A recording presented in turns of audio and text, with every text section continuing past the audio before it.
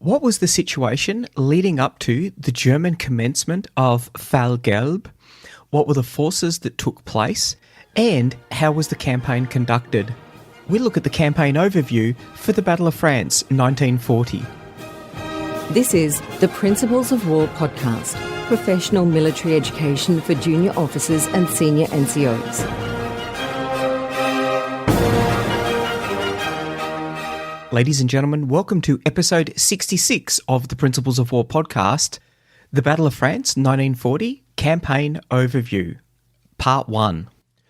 Once again, a really big thank you to Major Paul Knight and the team at the British Army's Land Warfare Centre Lessons Exploitation Centre for providing this very comprehensive campaign overview. In John Mill's 1958 film Dunkirk, the journalist Charles Foreman surveys the chaos on the beaches with the lines, "No, you can't blame the army. They had what we gave them, last war's weapons, last war's methods. This is the result." The events of May and June 1940 produce a dichotomy. On one hand, there is the Dunkirk spirit, shown by the small ships, but also applied by the ordinary soldier on the beaches, waiting stoically to be rescued by the Royal Navy and the pleasure sailors. The other, as summarised by Charles Foreman, was of a British Army woefully inadequately trained and equipped for modern warfare, of which Germans were clearly the masters. Notwithstanding the undoubted heroism and discipline behind the majority of the evacuation, the story behind the British Expeditionary Force is far more complex.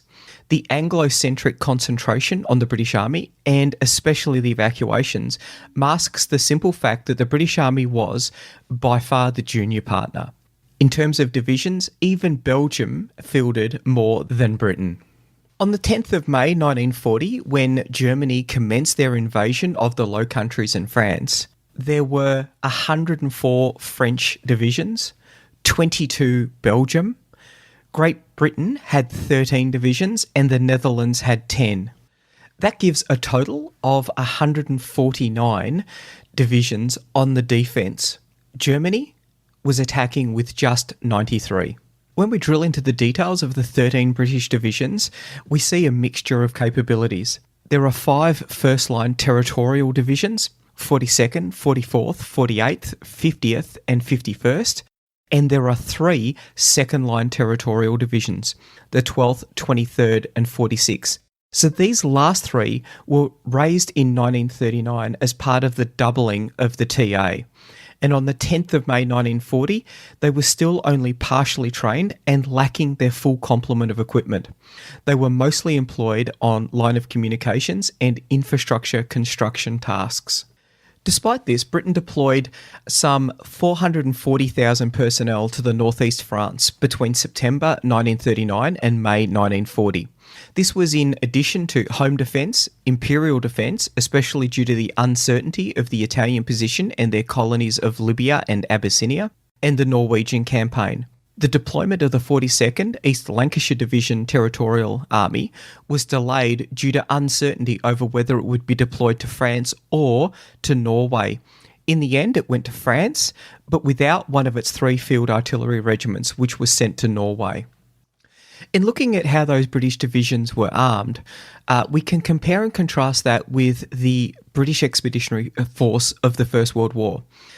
In the aftermath of the British Army's underwhelming performance during the Boer War, there were wholesale reforms on just about every aspect of the army. The British Expeditionary Force, which deployed to France in 1914, was arguably the best equipped Britain had ever sent abroad. Unfortunately, the army was orientated towards light, mobile colonial policing, not the siege warfare that it would see against a peer enemy. With peace in 1918, the British government adopted financial retrenchment and the 10-year rule. The 10-year rule policy asserted that Britain would not be required to fight a peer enemy in Europe within the next 10 years. And in the world of 1919, this made perfect sense. None of the European powers were in any position to threaten Britain, and most were preoccupied with the revolutionary impacts of the war, Various local conflicts resulting from the First World War resolved themselves during the early 1920s. The civil wars in Russia and Ireland, rebellions in Iraq, Kurdistan and Egypt, civil unrest in India, which culminated in the Amritsar massacre. As the strategic situation became increasingly benign, there was a further reduction in the army's commitments. The ending of the first 10-year plan coincided with the Wall Street crash and the Great Depression, and so the extension of the 10-year plan was both politically and financially expedient. In the mid-1930s, the resurgence of German ambition and confidence meant that the rearmament of all three armed forces was necessary. The British Treasury and the economy of the 1930s were not as strong as they had been in the 1910s, and the army now had to compete not just with the Royal Navy, but also with the Royal Air Force for its share of the limited budget.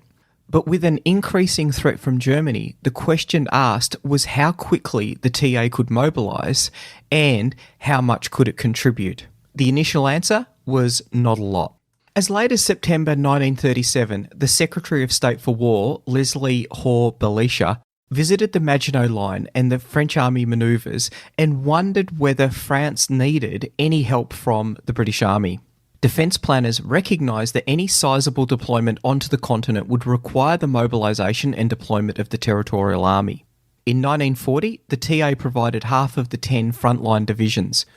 For political, financial and industrial reasons, this reality was not adopted in the mid-1930s. A policy of no liability or limited liability dominated. The Army's limited ability to deploy to the continent, coupled with a political unwillingness to repeat the experiences of 1914-1918 and the cost of reinvigorating the Army, regular and territorial, to the standard required for a major liability, were considered unaffordable in the economically difficult times of the late 1930s. Rearmament expenditure was prioritised for the RAF, and the TA received an increase to its annual budget of just £50,000. This was less of a problem than might initially be considered, as the rearmament of the regular army naturally took priority, and there was simply insufficient industrial capacity to provide all of the new weapons to all of the army, regular and reserve, in the UK and overseas at the same time. The TA's 42nd East Lancashire Division would not receive its full complement of anti-tank guns until after the 10th of May 1940. However, the most significant and underrated change occurred in the field of mobility. Each battalion's reconnaissance platoon was equipped with universal carriers, the Bren gun carriers. These tracked vehicles provided the platoon with all-terrain capability, protection against small arms fire, and fire support from a Bren light machine gun. Their actual employment in 1940 was far greater. Examples included local counterattack, rearguard, casualty evacuation, resupply, troop carrying, and even vehicle recovery. In an era where armour was still a novelty, the carrier was apparently routinely reported as a tank by the Germans. The other aspect was the troop carrying companies. The 1940 BEF was entirely motorised, unlike other combatants. There was insufficient organic transport in the British Army unit to lift the infantry, although the carriers could move limited numbers of infantry. There are also examples of using the divisional artillery's empty ammunition wagons to provide lift capability. These two examples alone provide the British infantryman with more motorised lift capacity than his French or German counterpart could expect.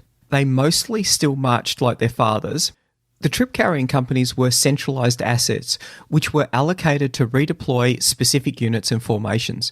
They permitted rapid redeployments to plug gaps in the lines, most notably the 50th Division from Arras to Ypres following the surrender of the Belgian army and the resultant gap in the line. This was a move of some 60 miles. Using a 1918 model, this would have been a 3-day march and the division would have arrived too late to be of any use. Another example is the deployment of the 145th Brigade into Cassel. This was aided by Hitler's halt order, otherwise a brigade of lorried infantry troop would have run into a panzer division. But without the troop-carrying companies, this move would have been impossible. The other use of the troop-carrying companies was in the withdrawal, especially on the eastern flank. Here, the BEF were mostly facing German infantry divisions, marching on foot and reliant on horse-drawn logistics. The ability to disengage and withdraw at greater speed than the Germans could follow up permitted the BEF to establish new defensive positions and, almost certainly, have a brew before the German advance to contact caught up with them.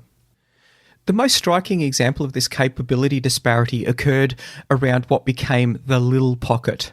The BEF's first corps was extracted from Lille and behind the defensive line established on the Ypres-Comines Canal, which was in itself only made possible because of the redeployment of 50th Division from Arras. The French First Army was unable to effect a similar move, and 40,000 troops were captured. This brings us to the Phoney War. The period between September 1939 and May 1940 was termed the Phoney War or the Boer War. That's B-O-R-E War. Now, this was only applicable in France, as fighting had broken out in April 1940 in Norway, and at sea, the German heavy cruiser Admiral Graf Spee was commencing its raids on Allied merchant vessels on the 26th of September 1939. The main task undertaken during the winter of 1939-40 by the BEF was the construction of the Gort Line. This was essentially a continuation of the Maginot Line along the Franco-Belgian border. The Maginot Line was a significant series of fortifications along the Franco-German border, and it is one of the projects which is denigrated as a white elephant.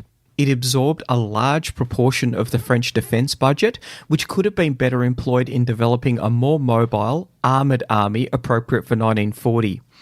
It has also been accused of developing a defensive mentality within the French army.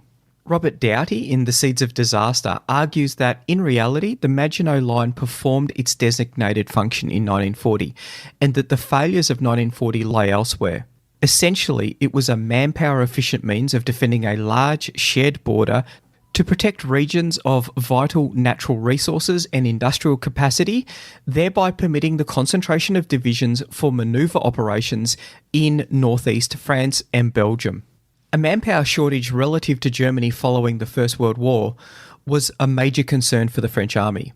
The loss of major industrial regions of Alsace-Lorraine in 1870 and the northeastern France area around Luz and Lens in 1914 to Germany had been major detriments to France's ability to wage war after 1914. France's ability to concentrate almost 100 divisions on the Belgian border protected northeast France and meant that the next war would be fought in Belgium, not France, further protecting French industry and agriculture and avoiding the destruction of the First World War. There were two problems with the construction of the Gort Line. Firstly, units and formations were limited in their ability to conduct training exercises for forthcoming operations.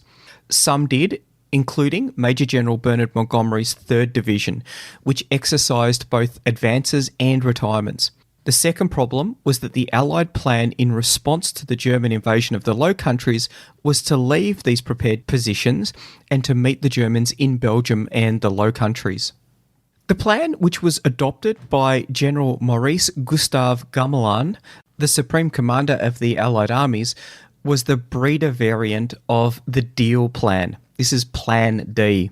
Although officially neutral, secret conversations with the Belgian army revealed their intention to hold a line along the Albert Canal and Maas River. Gamelin knew that this was too far east for his forces to reach before the Germans, so he selected a line along the River Deal, which it's not really a river, it's much more of a large stream, through central Belgium and covering Brussels. The Belgian army would be then able to fall back and join the Allied armies.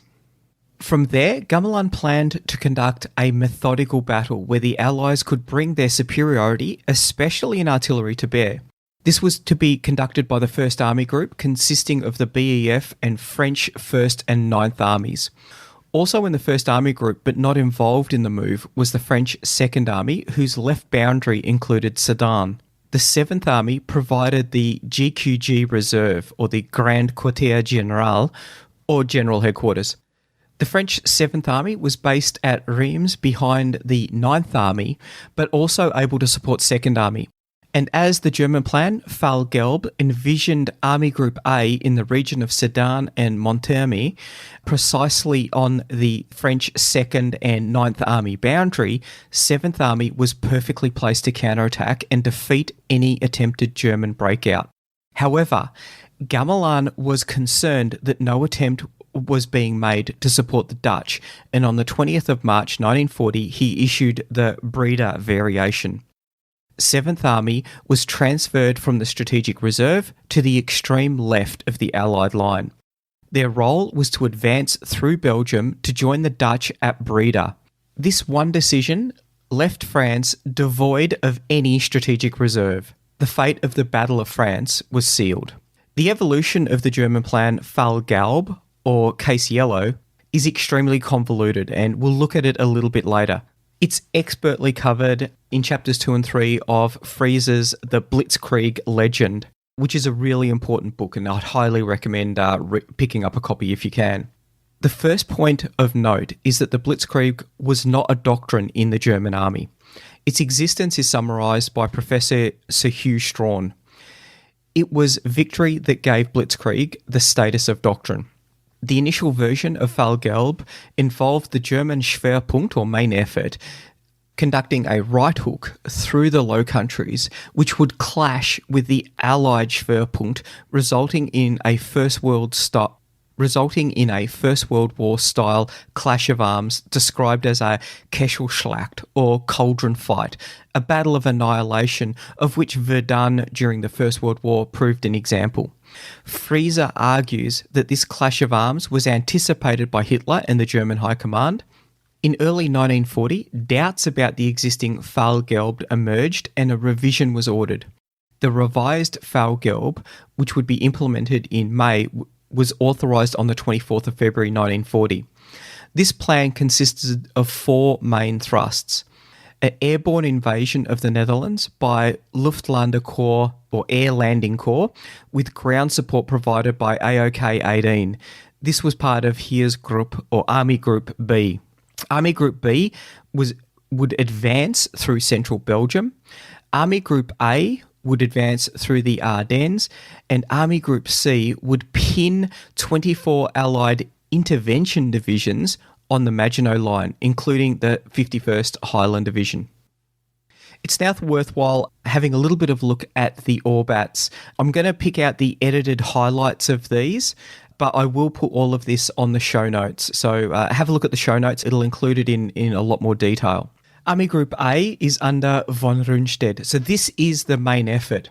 It contains Panzergruppe Kleist, which has got the 19th Army Corps under Guderian, the 41st Army Corps under Reinhard, and the 14th Army Corps under Wittersheim. AOK 4 under von Klug. An AOK, that's an Army Oberkommando, which is effectively an Army Higher Command, so it's the equivalent of a full army. AOK 12 under List, and AOK 16 under Busch. Now, important to note, Panzergruppe Kleist, all motorised. AOK 4 under von Klug, that's got the corps under Hoth. Hoth has got the 5th and 7th Panzer Divisions. It's 7th Panzer that's commanded by Rommel. And Rommel will come up at a few interesting points as we dissect this campaign. He's also got 1 infantry division in there that's not motorised. Army Group B under von Bock. This is responsible for the Netherlands and central Belgium, and it's been described as being the Matador's red cloak. They will invade with the intent of drawing the best of the British and French armies into Belgium, allowing Army Group A to do its work with its Sickelschnitt, or sickle cut, to cut them off. Army Group B, it's got the Luftlander Corps under Student, AOK 6 under von Reichenau, and AOK 18 under von Kuchler. With the French army, we've got General of the Army Gamelin. Under him is General Georges with the Northeast Theatre of Operations. He has got Army Group 1 under General Biotta. He has 1st, 2nd, 7th and 9th Army Of critical note, that's 7th Army, which was the Strategic Reserve. And then we've got the British Expeditionary Force under General Lord Gort. Under him, he has his GHQ forces, which is 5th Division under Franklin, the 51st Highland Division, which has been attached to the French Army, 1st Tank Brigade, 1st Armoured Reconnaissance Brigade, and 2nd Armoured Reconnaissance Brigade. There are 3 corps. So 1st Corps under Barker has got the 1st and 2nd Divisions under Alexander and Lloyd, and the 48th, so a TA division, South Midland Division under Thorne. 2nd Corps under Brooke has got 3rd and 4th under Montgomery and Johnson, and the 50th Northumbrian Division under Martel. 3rd Corps under Adam has got the 42nd East Lancashire Division under Holmes and the 44th Home Counties Division under Osborne. You've also got line of communication troops, 12th Eastern Division under Petrie, 23rd Northumbrian Division under Herbert, and the 46th North Midland and West Riding Division under Curtis. This brings us to the 10th of May. Fall Gelb commences with air raids on numerous airfields across northern France and the Low Countries. The first raid was successful, but second and third raids later in the day were met with alert and determined air defences, which resulted in significant losses and a reduced tempo of sorties for the next few days. The Luftwaffe also participated in the airborne assault against Fortress Holland by using gliders to deliver assault engineers onto the roof of the Belgian fortress at Eben-Emael, and Operation Niwi. Operation Niwi, which the name of that comes from the twin objectives of the operation, which was Nives and Witry, both in the Ardennes. And this was using Feisler Storch light reconnaissance aircraft to insert troops and seize crossroads at both Nives and Witry. The main effect of Operation Niwi was to prevent the withdrawal order from reaching the Belgian Chasseurs Ardennais. The French Air Force received reports of armoured columns in the Ardennes, but permission to attack them was denied because it was discounted as a feint, and the main Allied air campaign was directed against the columns entering central Belgium. Looking at Fortress Holland, the Dutch defensive plan recognised that its small army could not hold its long common border with Germany, and so it intended to fall back using the extensive network of rivers and canals to defend The Hague, with defensive lines constructed to cover the dry gaps. The main two were the Grebe and the New Water lines, located east of The Hague between the IJsselmeer and River Lek. The former was a 25-mile heavily wooded ridge between an inundated valley reinforced with concrete bunkers and anti-tank ditches. The second defensive position, the Peel Line, was constructed to cover southern Netherlands, and the only mobile formation was echeloned to prevent envelopment from across the Belgian border. The prospect of a German invasion around the Dutch-Belgian border would see the Dutch retiring northwest on The Hague and the Belgians retiring southwest on Brussels. This would expose Breda, into which the French 7th Army was to deploy. The Dutch army also deployed troops at vulnerable points to counter anticipated airborne landings. Half of the Dutch Air Force was destroyed in the first German air raids, although several German aircraft were shot down. German paratroops parachuted around Rotterdam and The Hague to seize 3 airfields, although they were all lost due to Dutch counterattacks. Air landing troops followed in Junkers 52 transport aircraft, and an assault at the incomplete Valkenburg airfield ended in farce, with 57 aircraft becoming bogged down in the soft ground until no more attempts could be made. Subsequently, the airborne assault was a failure, and the airborne troops were ordered to concentrate and dig in until relieved. Further airborne landings around Rotterdam focused on securing bridges, which encountered spirited resistance. Float planes landed in Rotterdam to secure a bridge there. The Dutch Navy deployed to support the bridge defenders. Dutch and British air raids targeted the Dutch airfields to deny their future use. The land invasion was launched concurrently. Arnhem fell on the 10th, but subsequent advances by motorised SS units were delayed by Dutch horse-mounted hussars. The Germans' own 1st Cavalry Division made slow progress penetrating the Dutch frontier defences, but then made rapid progress through the north of the Netherlands. The Grebe line was abandoned on the 12th of May when a withdrawal to the New Water line was ordered. Dutch defenders blew all of the bridges over the River Maas with one exception.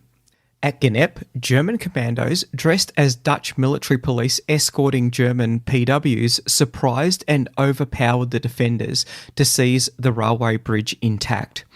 This allowed a German armoured train carrying an infantry battalion to cross safely and detrain 2 miles behind the Peel line. With the line broken, the Dutch defenders were forced to withdraw. The breach in the Peel line was exploited by the 9th Panzer Division and SS Verfolgung Division. At the same time, the first units of the French 7th Army were arriving in Breda. On the 13th of May, 9th Panzer Division attempted to relieve the airborne troops with mixed results. Dutch resistance was stubborn and inflicted significant damage on German armoured vehicles, but was generally short-lived. The withdrawal of the Belgians from the Albert Canal threatened the French right flank, and early on the 13th, elements of the 9th Panzer Division defeated a Dutch counterattack on the German airborne forces holding the Borchter Bridge, relieving the exhausted airborne troops and opening the way to Rotterdam. On the 14th, Rotterdam was defended by some 10,000 Dutch troops, but all of the anti-aircraft cover had been withdrawn to The Hague and the Dutch Air Force was now negligible. The Dutch defenders were invited to surrender but refused. A second offer was made, but it coincided with a major Luftwaffe air raid which was inbound. Attempts to abort the air raid were only partially successful. The second wave aborted, but the first wave still delivered the attack, resulting in over 800 civilian deaths. The Dutch commander surrendered later that day. The following day, the Dutch requested an armistice, while Queen Wilhelmina established a Dutch government in exile in London. We're about halfway through our overview, so what we'll do is we'll end here and we will come back next week to look at the German assault on the fort Eben Emael. The Principles of War podcast is brought to you by James Ealing. The show notes for the Principles of War podcast are available at www.theprinciplesofwar.com for maps, photos and other information that didn't make it into the podcast. Follow us on Facebook or tweet us at Surprise Podcast. If you've enjoyed this podcast, please leave a review on iTunes and tag a mate in on one of our episodes. All opinions expressed by individuals are those of those individuals and not of any organisation.